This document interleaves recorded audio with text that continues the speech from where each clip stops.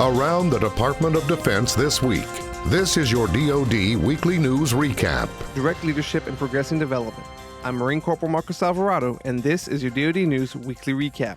Defense Secretary Dr. Mark Esper and the Secretaries of the Army, Navy, and Air Force met with privatized housing project owners at the Pentagon to discuss the status of actions being taken to reform the delivery of privatized housing under the Military Housing Privatization Initiative. Defense officials said the secretaries collectively share a commitment to ensure safe, high-quality, and affordable housing in communities where service members and their families will want and choose to live. The secretaries recognize the need for more consistent affirmation of military families' rights as residents of privatized housing and are committed to working with initiative partners with an emphasis on potential health or safety issues. The Military Housing Privatization Initiative is the largest and one of the most mature public-private partnership efforts in DoD. There are about 80 privatized projects encompassing more than 204,000 units located on more than 150 installations.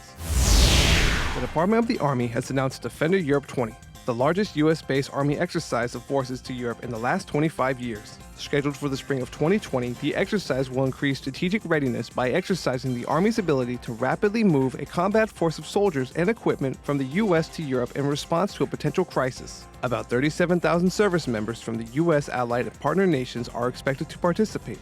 With that said, roughly 20,000 soldiers will deploy from the U.S. Army. The director of DoD's Expeditionary Civilian Program, Howard Ferguson, said the program ensures that DoD civilians who deploy as joint individual augmentees are placed where they're most needed in a joint service contingency environment, including Iraq and Afghanistan. Officials say most often civilian employees are selected for the program because they have unique job and skill sets that might not exist in the uniformed services, such as engineering, logistics, and intelligence. The DoD Expeditionary Civilian Mission stems from the department's desire to prepare and integrate DoD civilian employees into the total force and meet future global challenges.